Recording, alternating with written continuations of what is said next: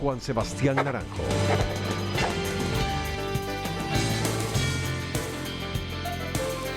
Buenas noches, Ecuador. Soy Juan Sebastián Naranjo. Bienvenidos a un programa más del Actuario. Les invito a seguirme en redes sociales como El Actuario EC, como además podrán encontrar todas nuestras entrevistas en nuestro canal de YouTube. En El Actuario seguimos conociendo el perfil de los grandes profesionales que tiene nuestro país. Hoy conversaremos con el economista Augusto de la Torre, coordinador de la Comisión Ciudadana nombrada por el gobierno para proponer reformas al sistema de pensiones del IES. Así como también nos acompaña el doctor en Ciencias Actuariales y Estadísticas y CEO del Logaritmo, el doctor Nicolás Dueñas. Bienvenidos. Muchas gracias por la invitación. Antes de hablar un poco del informe de la Comisión Ciudadana, quisiéramos saber la lectura que ustedes tienen por el sistema de pensiones IES. ¿Cuál es tu lectura, Augusto, del sistema de pensiones? ¿Cuál es la salud financiera en la cual ahorita se mantiene? Mira, desde hace muchos años se conoce que actuarialmente nuestro sistema de pensiones, que se conoce como invalidez, vejez y muerte, ya tenía un déficit actuarial importante. Los actuarios ecuatorianos sabían eso desde hace años, también los actuarios de la OIT, los del Banco Mundial y los mismos actuarios del IES saben que si uno proyecta los siguientes 50 años se veía un déficit creciente entre los aportes del empleador y el empleado y el pago de prestaciones. El problema que tenemos ahora es que eso que era una idea, un concepto actuarial de futuro, se está convirtiendo en un problema de caja real.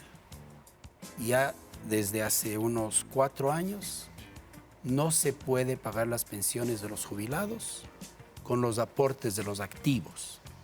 Y por tanto, todas las pensiones de todos los que están jubilados ahora tienen un componente fiscal importante.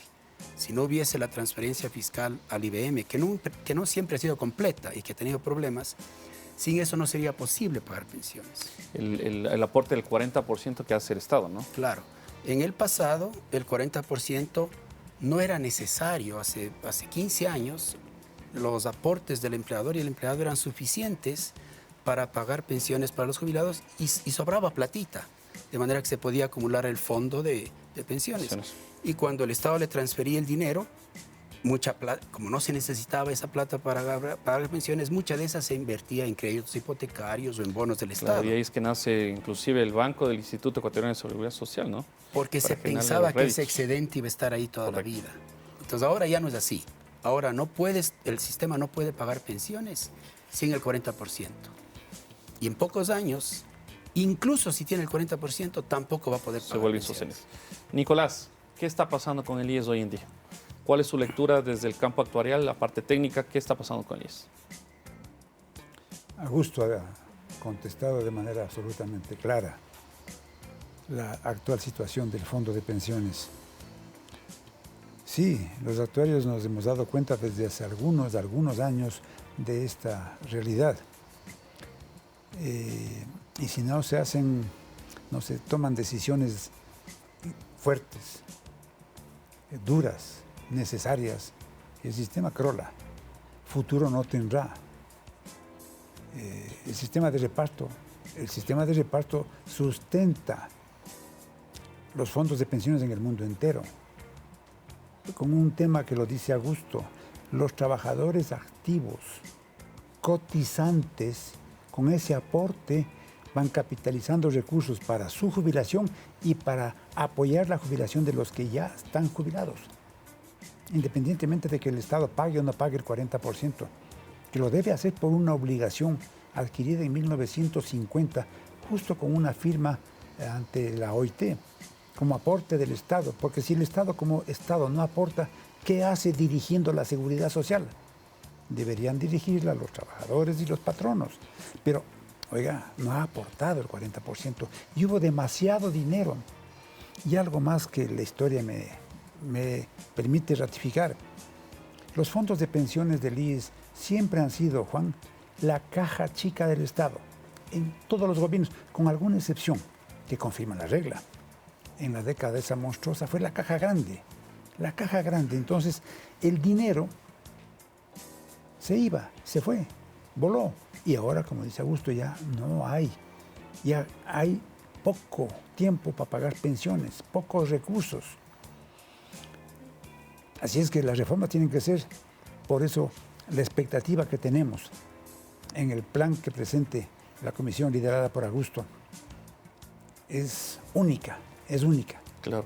Augusto, si es que no se hiciera nada y ante los ojos de todos sigue pasando lo que ya anda ocurriendo, el Instituto Ecuatoriano de Seguridad Social, ¿cuántos años de sostenibilidad tendría? Mira, depende de los supuestos que hagas, ¿no es cierto? Entonces hay que ser cuidadosos porque no se puede decir una fecha exacta. Yo veo dos grandes problemas. El primero, hay un fondo de pensiones todavía que está en más o menos 6.000 millones de dólares. Entonces, en teoría, el Instituto Ecuatoriano de Seguridad Social podría sacar algo de dinero de ese fondo para seguir pagando pensiones por un tiempito más. Claro. Pero 6.000 millones no duran mucho. Y el otro problema que tienes con esos 6.000 millones es que una gran parte de esos 6.000 millones están invertidos en créditos hipotecarios o en bonos del Estado, que son bastante ilíquidos. Claro, Entonces, materializarlo complicado, ¿no? Es muy difícil realizarlos y liquidarlos. Entonces, hay un límite. Yo creo que lo que está disponible en ese fondo de 6.000 millones en liquidez es mucho menor. Entonces, esa es una gran restricción que nos limita el tiempo que podemos seguir pagando pensiones. Y la otra es cuánto va a poder pagar el fisco. El fisco, el 40% es más o menos 2.000 millones de dólares ahora. Pero como el número de jubilados sigue creciendo, el siguiente año son 2.300, y el siguiente año son 2.500, y el siguiente año son 3.000. Y el problema es que incluso, como te decía antes, si el gobierno pagase ese 40%, ya no es suficiente para cubrir el hueco. Entonces, o por vía fiscal o por vía de la liquidez del fondo, yo creo que en un par de años esto se volverá el sistema va a empezar a toser, claro. va a tener pulmonía y vas a tener problemas. En el Ecuador, tú haces pagos cuando tienes dólares. Si no hay dólares, ¿cómo haces pagos? Porque no puedes imprimirlos. Claro. Entonces yo estoy muy preocupado por ese escenario y no quiero alarmar a la población, pero yo creo que unos 2, 3 años se pueden presentar problemas de capacidad de pago, a menos que el Estado se enriquezca con un dinero que no sé de dónde les llega y pueda seguir cubriendo ese déficit. Claro, que suelen decir que se aparezca la virgencita, ¿no? Que parezca lo raro. Pero además de esto hay dos fenómenos de carácter macroeconómico, que es el nivel de empleo bajo, ¿no? El nivel de empleo formal, porque ellos son los aportantes, y un fenómeno demográfico, ¿no? El envejecimiento acelerado de la población. Decía que lo que pasó en Europa en 100 años, en Latinoamérica está pasando en 25 años de forma muy acelerada. Y claro, desde el lado actuarial viene la rectangularización de la población, ¿no? Correcto. Casi viene al mismo nivel la cantidad de jubilados que la cantidad de aportantes. Correcto. Eso es, me imagino, que conduciente a las conclusiones que veremos más adelante respecto al informe. Vamos a un corte comercial y continuamos el segundo bloque analizando el trabajo de la Comisión Ciudadana respecto a las reformas que el Instituto Ecuatoriano de Seguridad Social deberían adoptar. Vamos a un corte comercial.